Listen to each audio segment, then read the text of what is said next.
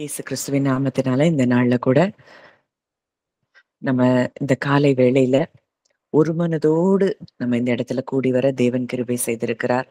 ஒரு குடும்பமாய் சகோதரிகளாய் இந்த இடத்துல நம்ம ஒன்று சேர்ந்திருக்கிறோம். ஒருவர் பாரத்தை ஒருவர் சுமந்து கிறிஸ்துவின் பிரமாணத்தை நிறைவேற்றுகிறவர்களா இந்த இடத்துல நம்ம ஒன்று கூடி இருக்கிறோம். இங்க இருக்கிற எல்லாருமே அந்த எண்ணங்களோடு தான் இருக்கிறோங்கிறத நான் நிச்சயமா நம்புறேன். அதனாலதான் இந்த இடத்துல சொல்லப்படுகிற வார்த்தைகள் அது ஆவியாயும் ஜீவனாயும் ஒவ்வொருவருக்குள்ளேயும் அது கடந்து போய் பெரிய காரியங்களை அற்புதங்களையும் அது அதிசயங்களையும் அது செய்கிறது அப்படிங்கிறத நான் விசுவாசிக்கிறேன். இந்த நாள்ல கூட நமக்காக தேவன் நமக்காக இடைப்படுகிற ஒரு வார்த்தை, எழுந்திரு. இந்த வார்த்தை தான் எனக்குள்ள வந்துட்டே இருந்த ஒரு வார்த்தை. அது நிறைய பகுதிகள்ல வேதத்துல சொல்லப்பட்டிருந்தாலும், குறிப்பா ஒரு வசனம் என்னைய ரொம்ப அந்த வார்த்தை என்னைய ரொம்ப இழுத்ததுன்னு சொல்லலாம், ஈர்த்ததுன்னு சொல்லலாம். அந்த வசனம் என்ன அப்படின்னா, லூக்கா 7வது அதிகாரம் 14வது வசனம். கிட்ட வந்து பாடையை தொட்டார். அதை சுமந்தவர்கள் நின்றார்கள். அப்பொழுது அவர், வாலிபனே எழுந்திரு என்று உனக்கு சொல்லுகிறேன் என்றார். இந்த சம்பவம் நமக்கு நன்றாக தெரிந்த சம்பவம். அங்க மரித்து போன ஒருத்தனை அடக்கம் பண்ணும்படி கொண்டு வர்றாங்க. அவன் தன் தாய்க்கு ஒரே மகனா இருக்கிறான். அவளோ அவள் கைம்பெண்ணா இருக்கிறா. ஊரார்ல இருக்கிற நிறைய ஜனங்கள் அவ கூட வர்றாங்க. கர்த்தர் அவளை பார்த்து அவள் மேல் மனதுருகி, அழாதே அப்படின்னு சொல்லி, அங்க அந்த தாயினுடைய கண்ணீரை பார்த்து அங்க என்ன செய்றாரு, பாடையை தொட்டார். தொட்ட மாத்திரத்துல அத சுமந்தவங்க எல்லாம் நின்றாங்களாம். அப்பொழுது அவர், வாலிபனே எழுந்திரு என்று உனக்கு சொல்லுகிறேன் என்றார். மரித்தவன் எழுந்து உட்கார்ந்து பேசத் தொடங்கினான். அவனை அவன் தாயினிடத்தில் ஒப்புவித்தார். இப்போ இந்த வாலிபன் இங்க மரிச்சு போயிட்டான். மரித்து போன பிறகு நமக்கு நல்லா தெரியும். நமக்கு கண்ணு தெரியாது, காது கேட்காது. நம்முடைய உறுப்புகள் அத்தனையும் அது என்ன செஞ்சிருச்சு? மரித்து போனத தான் நம்ம பார்க்கிறோம். ஆனா, அந்த மரித்து போன அந்த வாலிபனிடத்துல அவர் பேசுகிற ஒரு காரியம், எழுந்திரு. அவர் அந்த கூட்ட அவர் எதுவுமே செய்யல. அங்க அவ்ளோ கூட்டம் இருக்கு. அந்த கூட்டத்த பார்த்து பேசல. யாரையும் பார்த்து பேசல. அந்த தாய்கிட்ட அழாதேன்னு ஒரு வார்த்தை மட்டும் சொல்லி, அந்த வாலிபன் இடத்துல, மரித்து போன வாலிபன் இடத்துல டைரக்ட்டா அவர் பேசுறத நம்ம பார்க்கிறோம். அப்போ இது எதை சொல்லுது அப்படின்னு சொல்லி நம்ம பார்த்தோம்னா, நாம் ஆராதிக்கிற நம் தேவனாகிய இயேசு கிறிஸ்துவுக்கு மரணத்துக்கு மேல அதிகாரம் இருக்கிறதையும், அவருடைய வார்த்தை அங்க மரணம் அடைந்திருந்த, மரித்து போயிருந்த அவனுடைய சரீரத்திற்கு அது ஜீவனை கொடுக்கிறதையும் நம்ம பார்க்கிறோம். அப்போ 15வது அதிகாரத்தில் அதுக்கு அடுத்த வசனம் நம்ம பார்க்கும்போது, எல்லோரும் பயமடைந்து, மகா தீர்க்கதரிசியானவர் நமக்குள்ளே தோன்றியிருக்கிறார் என்றும், தேவன் தமது ஜனங்களை சந்தித்தார் என்றும் சொல்லி தேவனை மகிமைப்படுத்தினார்கள். அப்போ ஒரு உயிரற்ற காரியம் உயிர்ப்பிக்கப்படும் போது அங்க சொல்லப்படுகிற காரியம் என்ன? தேவன் தமது ஜனங்களை சந்தித்தார். God has visited his people. இந்த காலை வேளையில நான் விசுவாசிக்கிறேன், நம்ம வாழ்க்கையிலயும் மரித்து போனவைகள் எல்லாம் உயிர் பெறக்கூடிய நாளாக இந்த நாள் இருக்கிறது அப்படின்னு சொல்லி நிச்சயமா நான் விசுவாசிக்கிறேன். ஒருவேளை உங்க சரீரத்தின் அவயவங்கள் எதெல்லாம் சரியா ஒர்க் பண்ணாம இருக்கிறதுனால உங்க சரீரத்துல பலவீனங்கள் இருந்தாலும் சரி, அது மாத்திரம் இல்ல, உங்க குடும்ப உறவுகள்ல, இல்ல ஆவிக்குரிய வாழ்க்கையில மரித்து போன நிலைமையில இருக்கிற உங்க குடும்பத்தின் நபர்களா இருந்தாலும் சரி, இன்றைக்கு அவர்களுக்குள்ள அந்த ஜீவன், கிறிஸ்துவின் ஜீவன் கடந்து சென்று அவர்களை உயிர்ப்பிக்கிறத நீங்க நிச்சயம் பார்க்க முடியும். ஏன்னா, அவர் ஜீவனை கொடுக்க வந்தவர். அடுத்ததா நம்ம பார்க்கிறோம், அங்க இன்றைக்கு அப்படி காரியங்கள் நடக்கும்போது, நம்மை குறித்து மற்ற ஜனங்கள் சொல்லுகிற காரியம், தேவன் இந்த குடும்பத்தை சந்தித்திருக்கிறார். தேவன் இந்த மகளை சந்தித்திருக்கிறார். தேவன் இந்த மகனை சந்தித்திருக்கிறார். ஒரு பெரிய என்கவுண்டர் இன்றைக்கு நம்ம குடும்பங்களிலே உண்டாகப் போகிறது அப்படிங்கிறத நான் விசுவாசிக்கிறேன். ஏன்னா, அவருடைய வார்த்தை, அவரால சொல்லப்பட்ட வார்த்தை ஒன்றும் அது வீணாய் அது திரும்பாது அப்படிங்கிறத தான் நாம அறிந்திருக்கிற காரியம். இப்போ நம்ம இதுல பார்க்கக்கூடிய காரியம், இயேசு கிறிஸ்துவினுடைய அந்த வார்த்தை, அது ஜீவனை கொடுக்கிற வார்த்தையா இருக்குது. இதே போல ஒரு சம்பவம் நமக்கு நல்லா தெரியும். அ லாசருவினுடைய உயிர்த்தெழுதல். அங்க மரித்து போய் அடக்கம் பண்ணப்பட்டு லாசருவினுடைய கல்லறைக்கு முன்பாக இயேசு வந்து நின்று சொல்லுகிற ஒரு காரியம், லூக்கா 11ஆம் அதிகாரம் 43ஆம் வசனம். இவைகளை சொன்ன பின்பு லாசருவே வெளியே வா என்று உரத்த சத்தமாய் கூப்பிட்டார். அங்க அந்த வாலிபன் மரித்து அந்த நாள் தான் மரித்து அவன அடக்கம் பண்ண கொண்டு போறாங்க. இந்த பிரான்சி, வாலிபன் ஹலோ. சொல்லுங்க. யோவான் யோவான் 11டா, யோவான் 11. யோவான் 11. 11:43. சரி ஆன்ட்டி. Thank you anti. அப்போ இந்த வார்த்தை இங்க என்ன சொல்லுதுன்னா, அங்க மரித்து அன்றைக்கு அடக்கம் பட்டவன அங்க எழுப்புனத பார்க்கிறோம். இங்க மரித்து 4 நாட்கள் ஆகி அழுகிப்போன ஒரு சரீரத்துக்கு கூட கிறிஸ்து அங்க பேசுகிற ஒரு வார்த்தையாய் நம்ம பார்க்கிறோம். லாசருவே வெளியே வா என்று உரத்த சத்தமாய் கூப்பிட்டார். அப்பொழுது மரித்தவன் வெளியே வந்தான். அப்போ மரித்து போனவைகளை உயிர்ப்பிக்கக்கூடிய வல்லமை, அவருடைய வார்த்தை அது சாதாரண ஒரு வார்த்தை அல்ல. அவருடைய வார்த்தை அது ஒவ்வொன்றும் உயிர்ப்பிக்கக்கூடிய வார்த்தை. அதனாலதான் நம்ம இன்றைக்கு அவருடைய வார்த்தையை நம்ம தியானிக்கும் பொழுதே நம்மளுடைய ஆத்துமா, ஆவி உயிர் பெறுகிறத நம்ம பார்க்கிறோம். ஏன்னா அந்த அளவுக்கு அவருடைய வார்த்தைக்கு வல்லமை இருக்குது. மரித்தவன் வெளியே வந்தான். அவன் கால்களும் கைகளும் பிரேத சீலைகளினால் கட்டப்பட்டிருந்தது. அவன் முகமும் சீலையால் சுற்றப்பட்டிருந்தது. இயேசு அவர்களை நோக்கி, இவனை கட்டவிழ்த்து விடுங்கள் என்றார். அங்க மரித்தவன் வெளியே வந்துட்டான். ஆனா அவனை அடக்கம் பண்ணப்படும்போது அவனை சுற்றி கட்டியிருந்த கட்டுகள், அந்த கட்டுகளை அவர் கட்டவிழ்த்து விடுங்கன்னு சொல்றாரு. அங்க அங்க நடக்கிற காரியம், அநேகரிடத்தில் இயேசு செய்தவைகளை கண்டவர்களாகிய யூதர்களில் அநேகர் அவர்களிடத்தில் விசுவாசம் உள்ளவர்கள் ஆனார்கள். அந்த வாலிபன் எழும்பும்போது தேவன் ஜனங்களை சந்தித்தார்னு சொல்லி தேவனை மகிமைப்படுத்துறாங்க. இங்க இந்த லாசரு உயிரோட எழும்பும்போது அநேகர் அவரிடத்துல விசுவாசம் உள்ளவர்கள் ஆனார்கள்.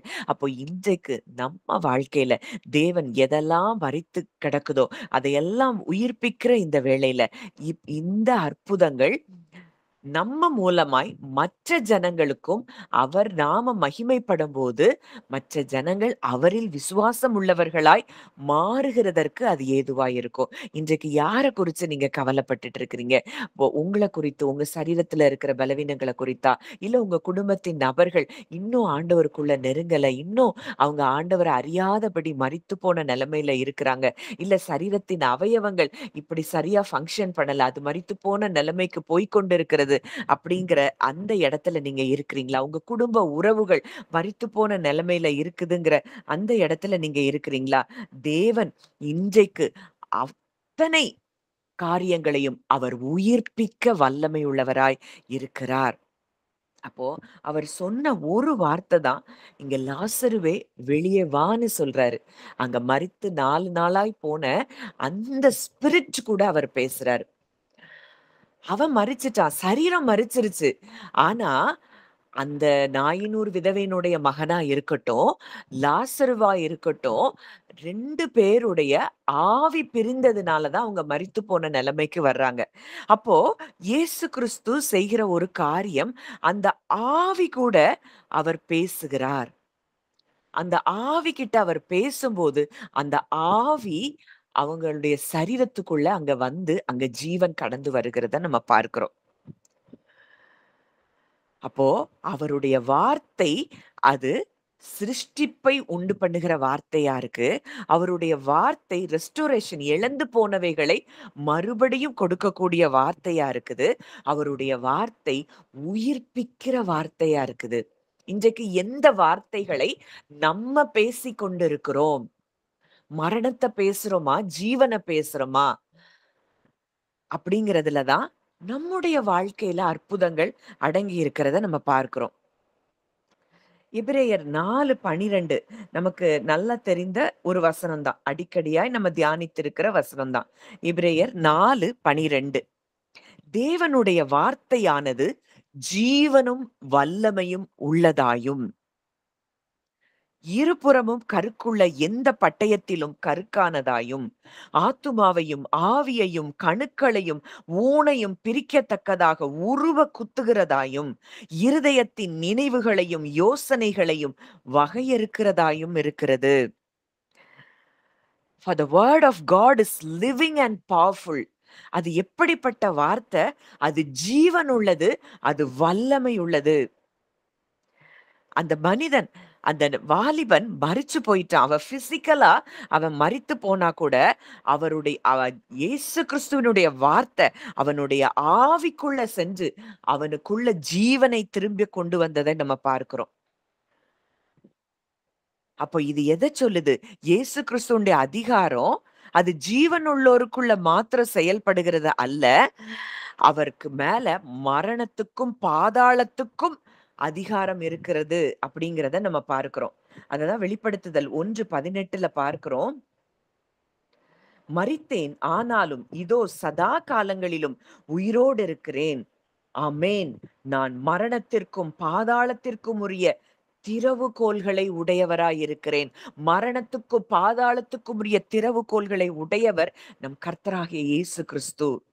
அவர் சதா காலங்களிலும் உயிரோடு இருக்கிறாராம். அப்போ இன்றைக்கு இத விசுவாசிக்கிற உங்க ஒவ்வொருவருடைய வாழ்க்கையிலயும் அங்கே ஜீவன் கடந்து வருகிறத நீங்க விசுவாசிங்க. அந்த ஜீவனை நீங்க பேசுங்க. உங்க வாழ்க்கையில, உங்க குடும்பத்தாருடைய வாழ்க்கையில நிச்சயமாய் அந்த ஜீவன் கடந்து வருகிறத நீங்க பார்க்க முடியும். இங்க வந்திருக்கிற நம்ம எல்லாரையுமே தேவன் அற்புதமான சாட்சிகளாக அவர் நிறுத்துகிறதை நீங்கள் பார்ப்பீர்கள். இந்த வார்த்தைய எவ்வளோ தூரம் நீங்க விசுவாசிக்கிறீங்களோ அவ்வளோ தூரம் அத்தனை பகுதிகளையும் லைஃப்ல அத்தனை ஏரியாஸ்லயும் லைஃப் கடந்து வருகிறத, ஜீவன் கடந்து வருகிறத நீங்க பார்க்க முடியும். அவருடைய வார்த்தை ஒன்றும் வெறுமையாய் திரும்பாதுன்னா அவர் அவர் அங்க அந்த ஜீவனை கொடுக்கும்படியாய் அவர் வார்த்தை அங்க புறப்பட்டு வருது. எழுந்திரு அப்படின்னு சொன்னாருன்னா அங்க வேற எதுவுமே பேசல. வாலிபனே எழுந்திரு, அவ்வளவுதான். அதுக்கு மேல அந்த மரணத்துக்கு அவனுக்கு மேல அதிகாரம் இல்ல.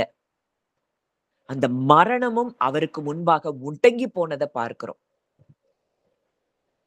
இப்படிப்பட்ட தேவன், இந்த தேவனை தான் நம்ம ஆராதித்துக் கொண்டிருக்கிறோம். இந்த தேவன் தான் நமக்குள்ளே வசித்துக் கொண்டிருக்கிறார்.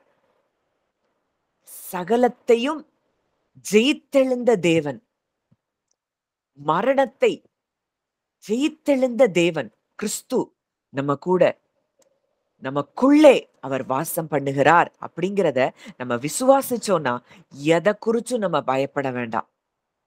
அவர் வார்த்தை நம்ம கூட இருக்குது. அவருடைய ஜீவனுள்ள வார்த்தை நமக்குள்ள இருக்குது. அந்த வார்த்தைய பேசும் பொழுதே ஜீவன் எல்லா பகுதிகள்லயும் எல்லாருக்குள்ளயும் அங்க கடந்து வருகிறத நம்ம பார்க்க முடியும்.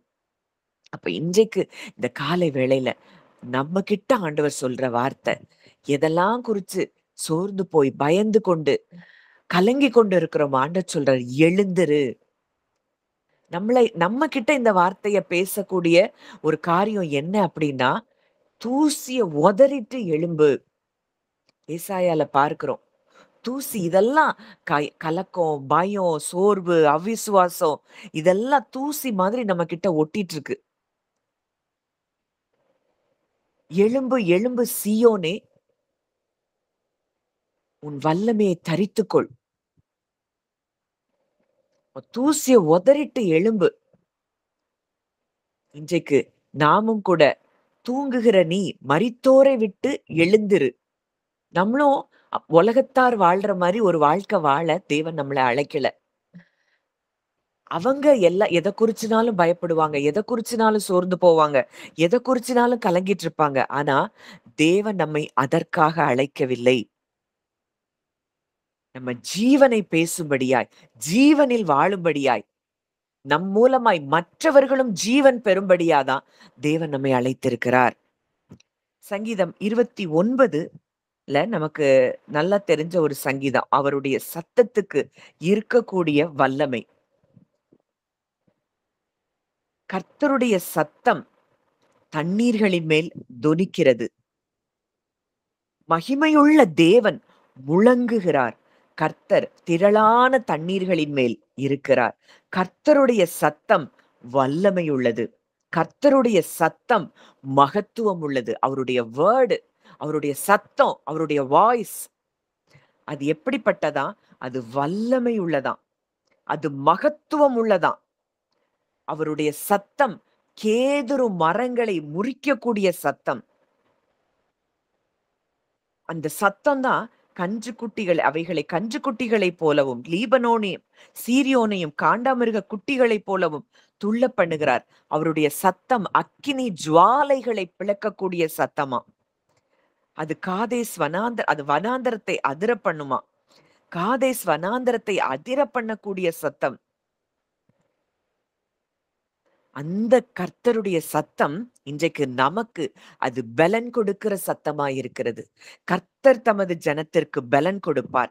கர்த்தர் தமது ஜனத்திற்கு சமாதானம் அருளி அவர்களை ஆசீர்வதிப்பார். இன்றைக்கு நமக்கு பலன் கொடுக்கும்படியாய், நமக்கு சமாதானத்தை கொடுக்கும்படியாய் அவருடைய சத்தம் இன்றைக்கு நமக்காக தொனிக்கிறத பார்க்கிறோம். அவருடைய சத்தம் வல்லமையுள்ள சத்தம். அந்த சங்கீதத்தை நான் டிபிடி வெர்ஷன்ல நான் வாசிக்கிறேன். இதை வாசிக்கும் போது அதை வாசிக்கணுங்கிறத என்னுடைய ஆவியில நான் உணர்த்தப்படுறேன். சங்கீதம் 29 சாம்ஸ் 29 அதுல என்ன கொடுத்திருக்குன்னா, Be in awe before his majesty. Be in awe before such power and might. Come worship wonderful Yahweh, arrayed in all his splendor, bowing in worship as he appears in all his holy beauty. Give him the honor due his name. Worship him, wearing the glory garments of your holy priestly calling. The voice of the Lord echoes through the skies and seas. The glory God reigns as he thunders in the clouds. So powerful is his voice, so brilliant and bright. How majestic as he thunders over the great waters. அப்போ அவருடைய சத்தம் எங்கெல்லாம் வானங்களுக்கும் சமுத்திரங்கள்லயும் அவருடைய சத்தம் அங்க என்ன செய்தான்? எதிரொலிக்குதான். அவருடைய வார்த்தை பயங்கர பவர்ஃபுல்லா சோ பிரில்லியன்ட் அண்ட் பிரைட்னு கொடுத்திருக்கு. இந்த சத்தம் உயிர்ப்பிக்கிற சத்தமா இருக்கிறத பார்க்கிறோம். அப்போ இந்த சத்தத்தை உடையவர் நமக்குள்ளே வசிக்கிறார் அப்படின்னா, நம்ம சொல்லுகிற ஒவ்வொரு வார்த்தைக்கும் இதே ஜீவன் இருக்கிறது அப்படிங்கிறத நம்ம அறிந்து கொண்டா போதும். அவருடைய வல்லமையையும் அவருடைய மகத்துவத்தையும் நம்ம ஆச்சரியமா பார்க்கணுமா. Be in awe before his majesty. Be in awe before such power and might. அப்படின்னு சொல்லப்பட்டிருக்கு. இன்னைக்கு எதை பெருசா பார்த்துட்டு இருக்கோம்? சூழ்நிலைய பார்க்கிறோமா? மனுஷங்களை பார்க்கிறோமா? மனுஷ வார்த்தைகளை பார்க்கிறோமா? பயமுறுத்துகிற காரியங்களை பார்த்து கொண்டு இருக்கிறோமா? ஆண்டவர் இன்றைக்கு நம்ம கூட பேசுறாரு. இல்ல, அவருடைய சத்தம் என்ன சொல்லுது? என் ஆடுகள் என் சத்தத்தை கேட்கிறது. அப்ப இன்றைக்கு அவருடைய ஆடுகளாய் அவருடைய சத்தத்தை கேட்கிறோமா? இல்ல மரணத்தை பேசுகிற மனிதனுடைய சத்தத்தையும் நம்ம இருதயத்துல தோன்றுகிற பழைய ஆதாமினுடைய சத்தத்தையும் நம்ம கேட்டுக்கொண்டிருக்கிறோமா? மண்ணானவன் எப்படியோ மண்ணானவர்களும் அப்படி இருக்கிறார்கள். வானத்துக்குரியவர் எப்படியோ வானத்துக்குரியவர்களும் அப்படியே இருக்கிறார்கள். அப்ப நம்ம வானத்துக்குரியவர்களா இருக்கிறோமா? மண்ணுக்குரியவர்களா இருக்கிறோமா? முதல் ஆதாமுக்குள்ள இருக்கிறோமா? இரண்டாம் ஆதாமாகிய கிறிஸ்துவுக்குள்ள இருக்கிறோமா? இததான் நம்ம ரொம்ப தியானித்து பார்க்க வேண்டிய இடத்துல நம்ம இருக்கிறோம். அப்போ இயேசு கிறிஸ்துவினுடைய வார்த்தை, கிரியேட்டருடைய வேர்டு, அது லைஃப் கிவிங் பவரா இருக்கு. அந்த வார்த்தை ஜீவனை கொடுக்கக்கூடிய ஒரு வல்லமை நிறைந்த வார்த்தைகளாய், அந்த வார்த்தைக்கு தான் பவர். அவர் சகலத்தையும் தன்னுடைய வார்த்தையினால் சிருஷ்டித்திருக்கிறார். மனுஷனை மட்டும்தான் தம்முடைய கைகளினால் அவர் உண்டாக்கி இருக்கிறார். மரணம் சிருஷ்டிகருடைய வார்த்தைய அது என்ன செய்ய முடியாது? அமைதிப்படுத்த முடியாது. மரணத்தையும் ஜெயிக்கக்கூடிய, ஜெயித்தெழும்பக்கூடிய வார்த்தைகளை தான் அவர் பேசுகிறத நம்ம பார்க்கிறோம். ஏன்னா இயேசு அங்க பேசும் பொழுது எல்லா சிருஷ்டிகளும் அவருக்கு கீழ்ப்படிஞ்சுதான் ஆகணும். ஈவன் அந்த டெட் பாடி கூட அவர் வார்த்தைக்கு அது கீழ்ப்படிஞ்சுதான் ஆகணும். ஏன்னா அவர்தான் உயிர்த்தெழுதலும் ஜீவனுமாய் இருக்கிறார். அங்க அவருடைய சத்தம் அங்க சிருஷ்டிப்ப அங்க கமாண்ட் பண்ணுகிறத பார்க்கிறோம். நேச்சர் இயற்கைய அமைதிப்படுத்துகிறத பார்க்கிறோம்.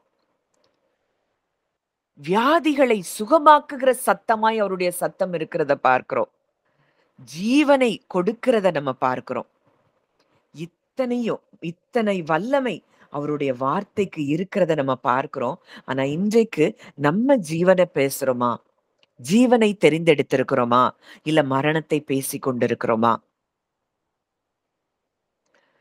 அப்போ இன்றைக்கு நம்ம பார்க்கிறோம், பழைய ஏற்பாட்டுல இருந்து எத்தனையோ இடங்கள்ல எழுந்திரு, எழும்பு அப்படிங்கிற வார்த்தை இருக்கு. இங்க லாசருடைய கல்லறைக்கு முன்னாடி நின்னு லாசருவே வெளியே வா அப்படின்னு சொல்றாரு.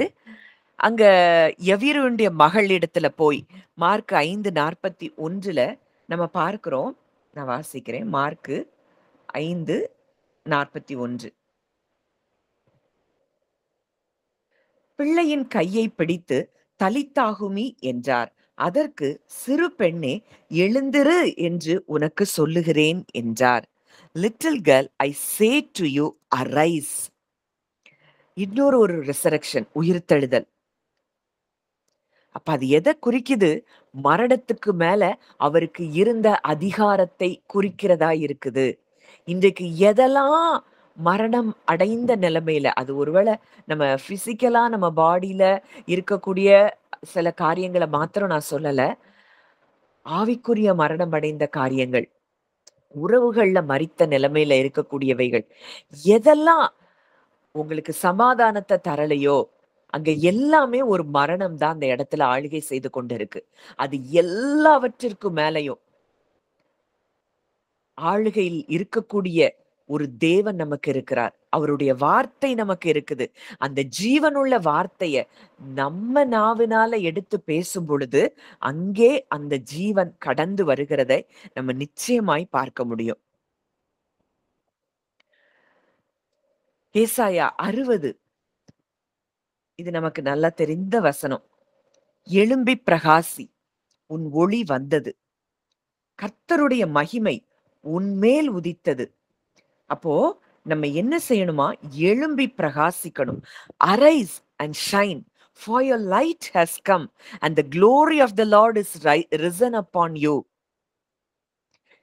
ஸ்பிரிச்சுவல் டார்க்னஸ்ல இருக்கிற நம்மை தேவன் இன்றைக்கு அவருடைய சத்தத்தை கொடுத்து அவர் எழும்ப பண்ணுகிறார். அரைஸ், எழுந்திரு.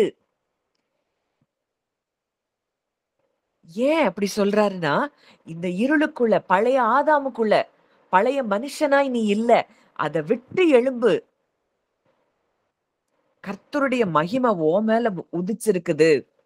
இருள் பூமியையும் காரிருள் ஜனங்களையும் மூடும், ஆனாலும் உன்மேல் கர்த்தர் உதிப்பார். அவருடைய மகிமை உன்மேல் காணப்படும். இந்த காலை வேளையில அவருடைய மகிமை நம்ம ஒவ்வொருவர் மேலையும் காணப்பட்டிருக்கிறபடியினால அந்த மரணத்தை விட்டு நம்ம ஜீவனுக்குள்ள கடந்து வரணும். ஜீவன் நிறைந்த வார்த்தைகளை நம்ம பேசணும். அப்படிங்கிறது தான் தேவனுடைய விருப்பமா இருக்கிறத நம்ம பார்க்கிறோம். தூங்குகிற நீ மரித்தோரை விட்டு எழுந்திரு. அங்க எபேசியர் 5:14. யாரு தூங்குகிறவங்க? அந்த பழைய ஆதாம்குள்ள எதையுமே தேவனை பெரிதாய் பார்க்காம பூமியையே பார்த்து, பூமியில இருக்கிற மனுஷரையே பார்த்து, பூமியில இருக்கிற மனுஷருடைய வார்த்தைகளையே பார்த்து அப்படி இருக்கிறவங்க தான் தூங்கிட்டு இருக்கிறவங்க. Arise from the dead and Christ will give you light. அவர் உன்னை பிரகாசிப்பிப்பார். எபேசியர் 5:14. நான் அந்த வசனத்தை வாசிக்கிறேன். ஆதலால் தூங்குகிற நீ மரித்தோரை விட்டு எழுந்திரு, அப்பொழுது கிறிஸ்து உன்னை பிரகாசிப்பிப்பார் என்று சொல்லி இருக்கிறார். அப்போ இன்னைக்கு நம்ம எழும்புறது நம்ம வேலை இல்ல. இந்த பூமிக்குரியத எல்லாத்தையும் நான் தூசிய உதறி போட்ட மாதிரி நான் உதறி போட்டு எழும்புறேன். நான் வானத்துக்குரியவள், நான் வானத்துக்குரியவருக்கு உரியவளா இருக்கிறேன்.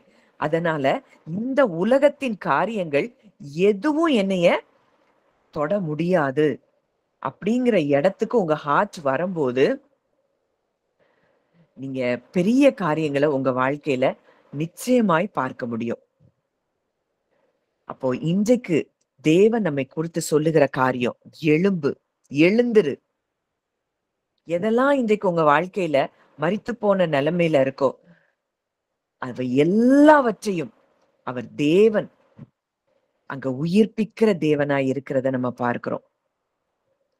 எழும்பு எழும்பு சீயோனே, உன் வல்லமையை தரித்துக்கொள். ஏசாயா 52 நம்ம பார்க்கிறோம். தூசியை உதறிவிட்டு எழுந்திரு. நம்ம தான் என்ன செய்யணும்? தூசிய உதறிட்டு எழும்பணும். இதெல்லாம் எனக்குரியது இல்ல, இந்த பூமிக்குரியவள் நான் அல்ல, நான் உன்னதத்துல அவரு கூட நான் உட்கார்ந்து இருக்கிறேன், கிறிஸ்துவுக்கு பக்கத்துல நான் உட்கார்ந்து இருக்கிறேன், கிறிஸ்து வீற்றிருக்கிற இடத்தில் உள்ள மேலானவைகளை நாடுங்கள். அங்க அவருக்கு என்னெல்லாம் கொடுக்கப்பட்டிருக்கோ அந்த பவர், அந்த அத்தாரிட்டி அவர் எனக்கும் கொடுத்திருக்கிறார். நான் ஜீவனை தான் நான் பேசுவேன். நீங்க ஜீவனை பேசிட்டே இருங்க. உங்க குடும்பத்தின் சூழ்நிலைகள் எல்லாம் நிச்சயமாய் மாறும். மரித்து போனவைகள் அனைத்தும் உயிர்ப்பிக்கப்படுகிறத நீங்க நிச்சயமாய் பார்க்க முடியும். அங்க இயேசு அங்க ஊழியம் செஞ்சிட்டு இருக்கிற காலத்துல அந்த மத்தேயு 9வது அதிகாரத்துல அங்க திமிர்வாதக்காரனை நோக்கி அங்க சொல்லுகிற வார்த்தை, நீ எழுந்து உன் படுக்கையை எடுத்துக்கொண்டு உன் வீட்டுக்கு போ. ஃபர்ஸ்ட் நம்ம என்ன செய்யணும்? எழும்பணும். அவன்கிட்ட பார்த்து சொல்றாரு, அவனுடைய சரீரம் ஃபுல்லா அங்க பேரலிட்டிக்கா அவன் இருக்கிறான். அவனுடைய உறுப்புகள் ஒன்றும் செயல்படல. அவர் ஒரு வார்த்தை தான் சொல்றாரு, நீ எழுந்து உன் படுக்கையை எடுத்துக்கொண்டு போ. அங்க மணிக்கணக்கா அவனுக்காக உட்கார்ந்து ஜெபிக்கலாம் இல்ல. ஆனா அவர் சொன்ன அந்த வார்த்தை அவனுடைய சரீரத்துல இருக்கக்கூடிய எலும்புகள், நரம்புகள், இரத்த ஓட்டம் எல்லாம் சீரடைகிறத பார்க்கிறோம். இதுதான் நம் தேவனுக்கு இருக்கக்கூடிய வல்லமை. உயிர்ப்பிக்கக்கூடிய வல்லமை நிறைந்த தேவனை நாம் நமக்குள்ளே பெற்றிருக்கிறோம், கொண்டிருக்கிறோம். இந்த மண்பாண்டத்துல அந்த பொக்கிஷத்தை பெற்றிருக்கிறோம். ஆனா அந்த அந்த அறிவு இல்லாதபடி அவ்வளோ பெரிய பொக்கிஷம், எதையும் உயிர்ப்பிக்க கூடிய வல்லமை நிறைந்த பொக்கிஷத்தை என்னுடைய சரீரத்துல நான் பெற்றிருக்கிறேன். அப்போ அந்த உயிர்ப்பிக்கிற ஆவியானவர், உயிர்ப்பிக்கிற கிறிஸ்துவினுடைய வல்லமை எனக்குள்ளே செயல்படுது. அந்த உயிர்ப்பிக்கிற கிறிஸ்துவினுடைய உயிர்ப்பிக்கிற வார்த்தைகளை தான் நான் பேசுவேன்னு சொல்லி என்றைக்கு நம்ம தீர்மானம் எடுக்கிறோமோ அன்றைக்கு நம் சூழ்நிலைகள் எல்லாம் மாறுகிறத நம்ம பார்க்க முடியும்.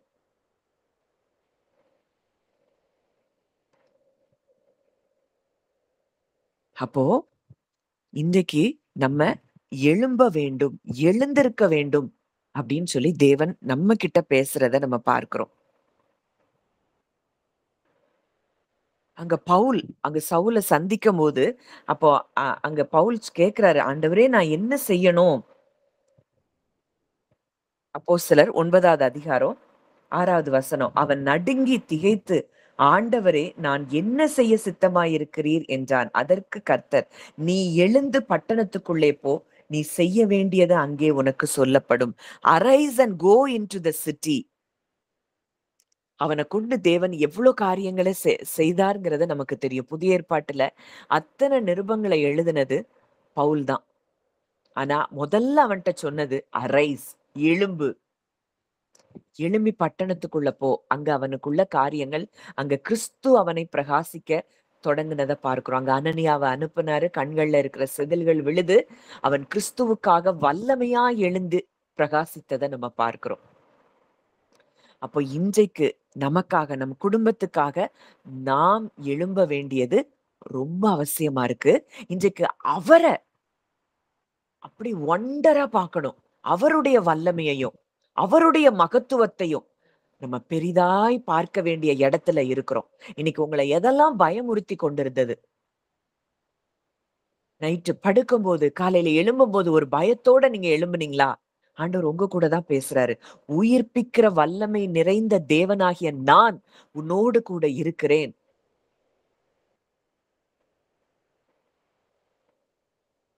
என்னுடைய காரியங்கள குறிச்சு தான். நான் எப்படி ஜீவன பேசுனனோ, அதே போல தான் நீயும் ஜீவன பேசணுங்கிறது தான் ஆண்டவருடைய சத்தமா இருக்குது.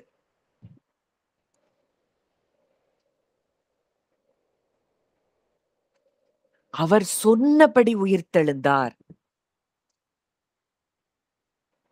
அப்போ அவரும் உயிர்த்தெழுந்திருக்கிறாரு. அந்த உயிர்த்தெழுந்த கிறிஸ்துவும் இன்றைக்கு நம்ம கூட இருக்கிறாருன்னா, நம்ம எவ்ளோ தூரத்துக்கு மரணத்தை நாம் ஜெயித்தவர்களாய் இருக்கிறோம்.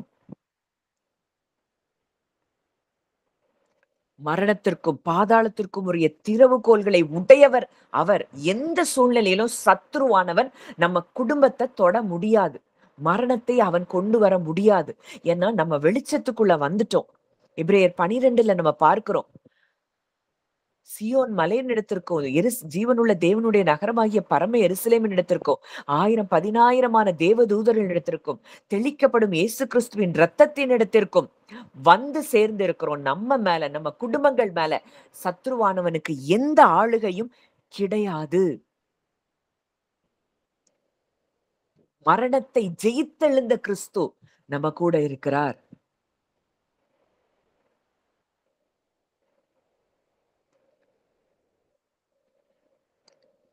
எவ்ளோ தூரம் நம்ம ஈஸ்டர் சர்வீஸ்லலாம் நம்ம பாடல்கள அப்படி உயிர்த்தெழுந்த கிறிஸ்துவ குறிச்சு நம்ம படிக்கிறோம். ஒரு நிமிஷம்.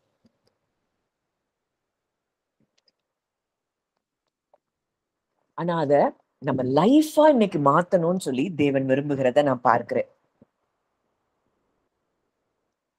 அவர் உயிர்த்தெழுந்த கிறிஸ்து. அவருக்கு முன்னாடி வானோர், பூதலத்தோர், பூமியின் கீழானோருடைய முழங்கால் யாவும் முடங்கும். மரணத்தை ஜெயித்தெழுந்தவர்.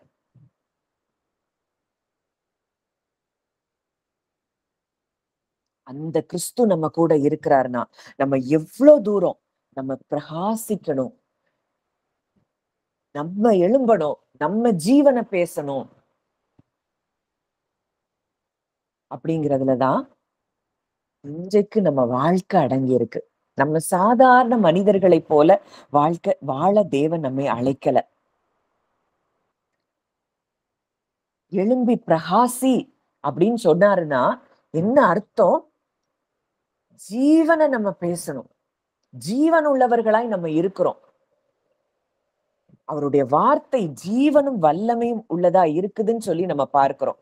அந்த ஜீவனும் வல்லமையும் உள்ள நிறைந்த வார்த்தைகளை நம்ம எந்த பகுதிகள்ல யார பார்த்தாலும் நம்ம ஜீவன பேசிட்டே இருப்போம். ஜீவன் நம்ம வாழ்க்கையிலயும் கடந்து வரும். நம்மை சார்ந்து இருக்கிறவர்களுடைய வாழ்க்கையிலயும் அது கடந்து வரும் அப்படிங்கிறதுல சந்தேகமே இல்ல. நான் ஒரு பாடல், இது எனக்கு ரொம்ப பிடித்த பாடல். இத நான் பேசும்போதே நான் யோசிக்கல. திடீர்னு அந்த பாடல் நினைவுக்கு வருது. அத நம்ம படிப்போம். உங்க எல்லாருக்கும் தெரிந்த பாடலா தான் இருக்கும்னு நினைக்கிறேன். படிக்கிறேன். இத படிக்கும்போதே இந்த உயிர்த்தெழுந்த கிறிஸ்து எனக்குள்ள இருக்கிறார். அத உணர்ந்தவர்களாய் நீங்களும் உங்க மனதுல படிங்க.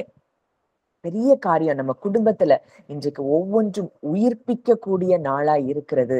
இனி வரப்போகிற ஒவ்வொரு நாளும் நம்ம வாழ்க்கையில பல காரியங்கள் உயிர்ப்பிக்கப்படுக போகிறது. சரீரம் உயிர்ப்பிக்கப்பட போகிறது. சரீரத்துல இருக்கிற பலவீனங்கள் மறைந்து சரீரத்துல இருக்கிற அவயவங்கள் உயிர்ப்பிக்கப்படுக போகிறது. குடும்ப உறவுகளுக்குள்ள அங்க ஒரு உயிர்ப்பித்தல் நடக்குது. ஸ்பிரிச்சுவல் டார்க்னஸ், ஸ்பிரிச்சுவலா டெட்டா இருக்கிறவங்க எழும்ப போறாங்க. இந்த கிறிஸ்து, இப்படிப்பட்டவைகளை உயிர்ப்பிக்கக்கூடிய கிறிஸ்து எனக்குள்ளே இருக்கிறார் அப்படின்னு உணர்ந்தவங்களா நான் பாடும்போதே உங்க இருதயத்துல நீங்க பாடுங்க. மகிமையான காரியங்களை நிச்சயமா நம்ம வாழ்க்கையில பார்க்க முடியும். உயிர்த்தெழுந்தாரே, அல்லேலூயா, ஜெயித்தெழுந்தாரே, உயிருடன் எழுந்த மீட்பரே சென் சொந்தமானாரே, உயிருடன் எழுந்த மீட்பரே சென் சொந்தமானாரே, கல்லறை திறந்திடவே கடும் சேவகர் பயந்திடவே, கல்லறை திறந்திடவே கடும் சேவகர் பயந்திடவே, வல்லவரே உயிர்த்தெழுந்தாரே, வல்ல பிதாவின் செயல் இதுவே, வல்லவரே உயிர்த்தெழுந்தாரே, வல்ல பிதாவின் செயல் இதுவே, உயிர்த்தெழுந்தாரே, அல்லேலூயா,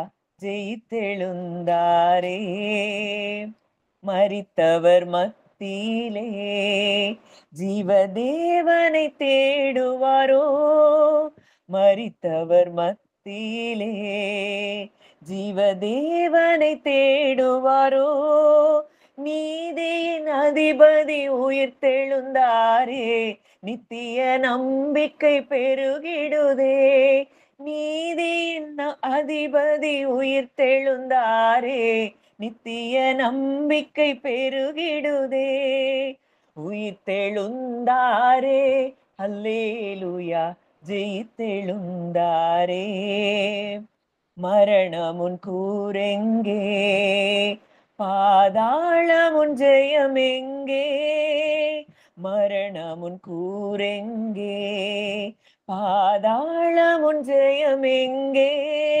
சாவையும் நோவையும் பேயையும் ஜெயித்தார், சபையோரே துதி சாற்றிடுவோம், சாவையும் நோயையும் பேயையும் ஜெயித்தார், சபையோரே துதி சாற்றிடுவோம், உயிர்த்தெழுந்தாரே, அல்லேலூயா, ஜெயித்தெழுந்தாரே, உயிருடன் எழுந்த மீட்பரே சென் சொந்தமானாரே, உயிருடன் எழுந்த மீட்பரே சென் சொந்தமானாரே,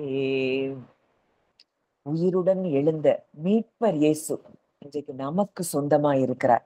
அந்த தேவனை நம்ம ஆராதித்து கொண்டிருக்கிறோம். அந்த உயிர்த்தெழுந்த கிறிஸ்து இன்றைக்கு நமக்குள்ளே வாசம் பண்ணுகிறார். அங்க கல்லறை திறக்குதான், சேவகர்லாம் பயந்துட்டாங்களாம். வல்லவர் இயேசு உயிர்த்தெழுந்தார். அந்த நம்ம ஏதோ மரணம் அடைந்த ஒரு கல்லையோ மண்ணையோ நம்ம கும்பிட்டு கொண்டிருக்கல, உயிருடன் எழுந்த கிறிஸ்துவை நம்ம ஆராதித்து கொண்டிருக்கிறோம். இது வல்லவருடைய வல்லமையுள்ள பிதாவினுடைய செயலாய் இது இருக்கிறத நம்ம பார்க்கிறோம். நீதியின் அதிபதி இன்றைக்கு உயிரோடு எழுந்திருக்கிறார். அந்த உயிர்த்தெழுந்த கிறிஸ்து இன்றைக்கு நம்ம கூட இருக்கிறார். இன்றைக்கு நம்முடைய வாழ்க்கையில மரணம் அடைந்திருந்த அத்தனை பகுதிகளிலும் அவர் உயிர்த்தெழுதலை அவர் அனுப்பி கொண்டிருக்கிறார்.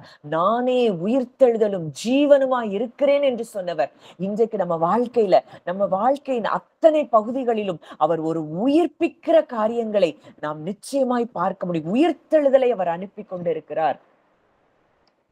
பெரிய காரியங்கள் இன்றைக்கு நம்முடைய வாழ்க்கையில நீங்க இதை விசுவாசிக்கிற உங்க ஒவ்வொருவருடைய வாழ்க்கையிலையும் ஒரு பெரிய உயிர்த்தெழுதல் நடக்கிறத நீங்க பார்க்கிறீங்க. பெரிய காரியங்கள் உங்க வாழ்க்கையில நடக்கிறத நீங்க அனுபவிக்க போறீங்க. இங்க சாட்சிகளாய் தேவன் உங்களை நிறுத்துகிறார் அப்படிங்கிறதுல சந்தேகமே இல்லை. ஜெபிக்கலாம். நல்ல தகப்பனே, நன்றியோடு உம்மை துதிக்கிறோம், ஸ்தோத்தரிக்கிறோம் அப்பா. இந்த நல்ல நாளிலும் கூட தகப்பனே, எங்களோடு கூட நீர் இடைப்படுகிற உம்முடைய வார்த்தைகளுக்காக நாங்கள் நன்றி செலுத்துகிறோம்.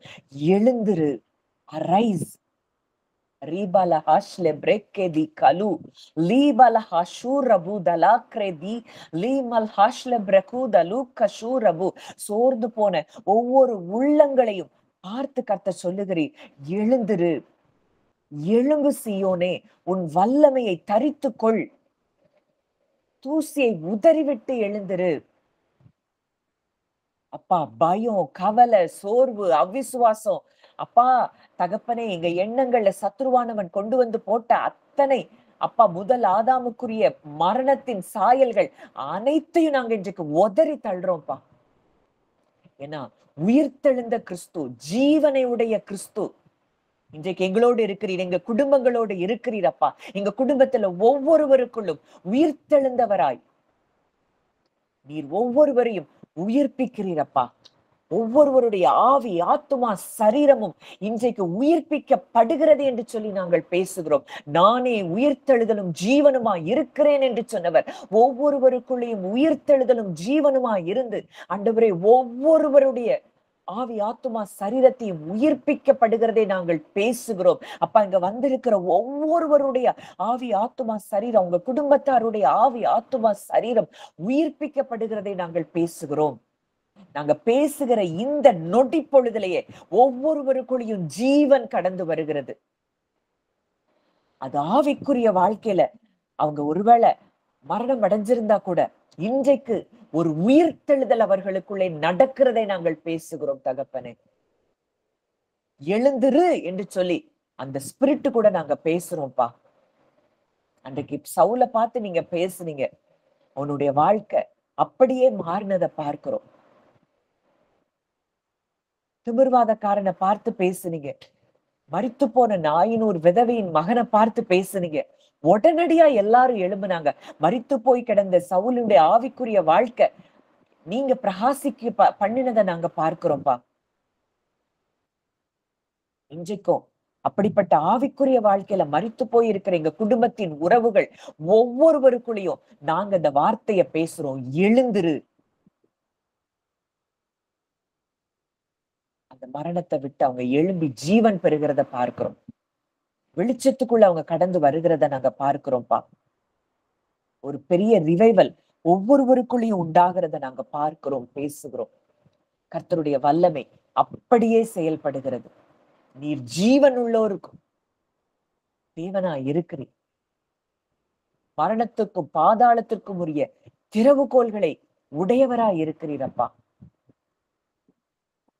இன்றைக்கு உங்களை அல்லாமல் எங்க தலையில இருந்து ஒரு முடி கூட கீழே விழாதுன்னு நாங்க பார்க்கிறோம்ப்பா. இந்த கிறிஸ்து எங்களுக்குள்ளே இருக்கிறீர் தகப்பனே. இந்த கிறிஸ்துவுக்குள்ள நாங்களும் எங்க குடும்பமும் இருக்கிறோம். இத நான் சொல்லும் போதே நீங்க டீப் ஒரு பிரெத் எடுங்க. அந்த பிரெத்ல கிரைஸ்ட் இஸ் இன் மீ, கிறிஸ்து எனக்குள்ளே இருக்கிறான்னு சொல்லுங்க. நீங்க எக்ஸைல் பண்ணும்போது, அந்த மூச்சை வெளியே விடும்போது, நான் கிறிஸ்துவுக்குள் இருக்கிறேன். நீங்களும் நானும் என் குடும்பமும் கிறிஸ்துவுக்குள்ள இருக்கிறோம். எனக்குள்ள கிறிஸ்து இருக்கிறார். என் குடும்பத்துல இருக்கிற ஒவ்வொருவருக்குள்ளயும் கிறிஸ்து இருக்கிறார். இது அந்த பிரீத் பண்ணும்போது, இன்ஹேல் பண்ணும்போது கிறிஸ்து எனக்குள்ளே இருக்கிறார். அப்படி டீப் பிரெத் எடுங்க. பிரெத் எடுக்கும் போது கிறிஸ்து, கிரைஸ்ட் இஸ் இன் மீ, உயிர்த்தெழுந்த கிறிஸ்து எனக்குள்ளே இருக்கிறார். அந்த கிறிஸ்துவுக்குள்ள நானும் என் குடும்பமும் இருக்கிறோம். இத சொல்லும் போதே எதெல்லாம் உங்க குடும்பங்கள்ல அந்த மரணத்தின் சாயல் இருந்ததோ அது எல்லாம் வெளியேறுது. அந்த இருள் எல்லாம் வெளியேறுது. ரீமா ஹாஷு ரபு அலு தரு லேக்கலமெல் ஹஷிகிதி அது ஷலு ரபு தலா. ஒரு பெரிய வெளிச்சம் இன்றைக்கு நமக்குள்ள உண்டாகுது. நம்ம குடும்பத்துக்குள்ள வெளிச்சம் கடந்து வருது. நம்ம வீடுகளுக்குள்ள அந்த வெளிச்சம் கடந்து வருது. நம்ம எங்க போனாலும் அந்த வெளிச்சத்தை சுமந்து செல்லுகிறவர்களா இருக்கிறபடினால நம்ம போற இடங்கள் எல்லாம் அந்த வெளிச்சம் உண்டாகுது. நம்ம ஜீவனுள்ள தேவனை ஆராதித்துக் கொண்டு இருக்கிறோம். எதையோ ஒரு கல்லை செஞ்சு வச்சுட்டு ஆராதிக்கிற ஜனங்களாய் நம்ம இல்ல. ஜீவனுள்ள தேவனை நம்ம ஆராதிக்கிறோம். அந்த கிறிஸ்து, உயிர்த்தெழுந்த கிறிஸ்து,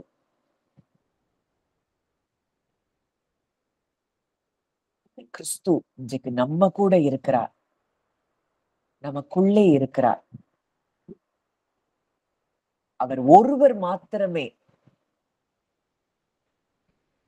தேவன், நானே தேவன், என்னை அல்லாமல் வேறொருவர் இல்லை என்று சொன்னவர். அந்த உயிர்த்தெழுந்த கிறிஸ்து ஒருவரே தேவன் என்று சொல்லி நம்ம பார்க்கணும். உயிர்த்தெழுந்த தேவனாய், இன்றைக்கு அந்த ஒருவரே தேவனாய் இருக்கிறவர் நம்ம ஒவ்வொருவருக்குள்ளேயும் வாசம் பண்ணுகிறார். அவருக்குள் நாம் இருக்கிறோம், பிழைக்கிறோம், அசைகிறோம்.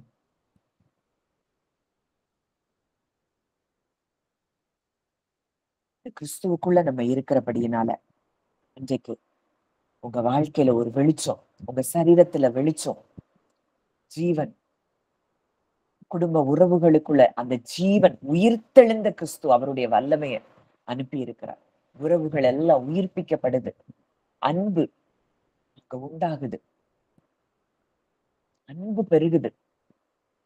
ஏன்னா அன்புதான் ஜீவன், வெளிச்சம்னு சொல்லி பார்க்கிறோம்.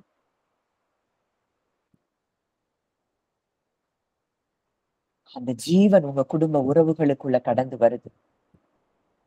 ஆவிக்குரிய மரணம் அடைந்த நிலைமையில இருந்த எல்லாரும் உயிர்ப்பிக்கப்படுறாங்க. இத பேசுங்க.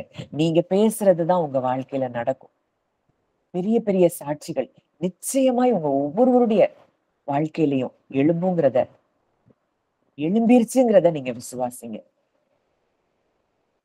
ஒரு சேனையாய் நம்ம எல்லாரும் அவருக்காக எழும்பி நிற்க போகிறோம். இப்ப உலர்ந்த எலும்புகள் எல்லாம் உயிர் பெற்று எழும்பினது எசேக்கியேல் 37ல நம்ம பார்க்கிறோம். இன்றைக்கு அந்த சம்பவத்தை தான் ஆண்டவர் இப்போ எனக்கு காட்டுறாரு. உலர்ந்து போன எலும்புகளை கூட உயிர்ப்பிக்க கூடிய வல்லமை நிறைந்தவர். அவங்க பெரிய சேனையாய் காலூன்றி நின்றார்கள், எழுந்து நின்றார்கள்னு சொல்லி பார்க்கிறோம். அப்படிப்பட்ட சேனையாய்தான் தேவன் நம்மை நிற்க பண்ணுகிறார். நம்ம குடும்பத்துல இருக்கிற ஒவ்வொருவரையும் அவர் நிற்க பண்ணுகிறார். மகிமை, குளோரிய நீங்க பார்க்க போறீங்க. உங்களை பார்த்த எல்லாரும் அவர் மேல விசுவாசம் வைக்க போறாங்க. தேவன் தமது ஜனங்களை சந்தித்தார்னு சொல்ல போறாங்க. அப்படிப்பட்ட மகிமையான காரியங்கள் இன்றைக்கு என்னுடைய வாழ்க்கையில நடக்கிறத நிச்சயமா நீங்க விசுவாசிங்க. கர்த்தர் அப்படியே உங்க ஒவ்வொருவருடைய வாழ்க்கையிலையும் அதை செய்து கொண்டிருக்கிறார். நல்ல தகப்பனே, நன்றியோடு உண்மை துதிக்கிறோம், ஸ்தோத்தரிக்கிறோம் அப்பா. இந்த நல்ல நாளிலும் எங்களோடு கூட இடைப்பட்ட உங்களுடைய மகத்துவமான வல்லமை நிறைந்த வார்த்தைகளுக்காக நாங்கள் நன்றி செலுத்துகிறோம். எழுந்திரு, ஒரு வார்த்தை இன்றைக்கு எங்களை உயிர்ப்பித்திருக்கிறது தகப்பனே. நாங்க இந்த பூமிக்குரியவர்கள் அல்ல, வானத்துக்குரியவர்கள்.